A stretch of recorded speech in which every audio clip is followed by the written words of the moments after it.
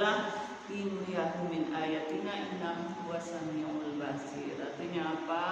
Maha suci Allah telah memperjalankan hambanya Muhammad pada malam hari dari Masjidil Haram ke Masjidil Aqsa. Jadi Isra Mi'raj itu adalah perjalanan Nabi dari Masjidil Haram ke Masjidil Aqsa.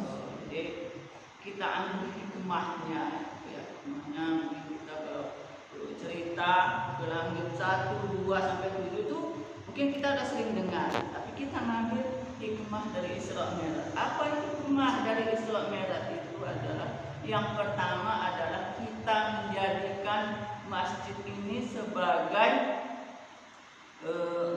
untuk kita belajar, untuk kita mengaji. Itu masjid kita gunakan seperti itu. Kalaupun misalnya ya Bu ya, suami kita belum mau ke masjid, kita suruh untuk ke masjid. Karena hukumnya bagi laki-laki kalau ke masjid itu adalah hukum wajib.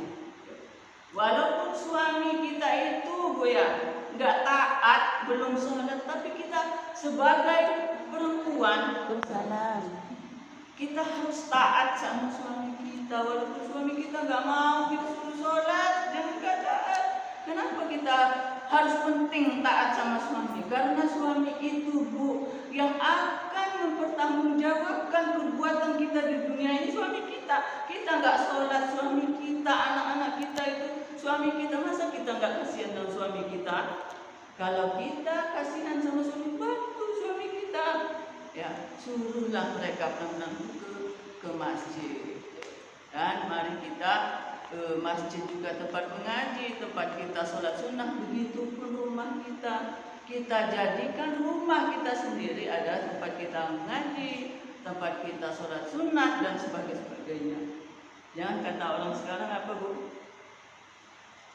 Gunung akan kudaki, lautan akan kuseberangi, masjid akan saya lewati. Tidak salah ya, harusnya masjid itu kita datangi ya. Itu pepatah orang sekarang ya.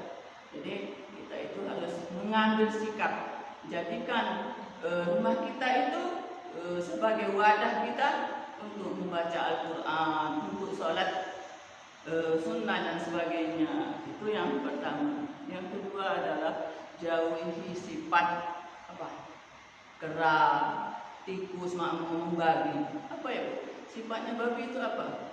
Semua makanan yang halal itu dimakan. Itu kita harus ya Mbak ya, kita harus menghindari sifat yang demikian. Itu hikmahnya. Yang kedua, kalau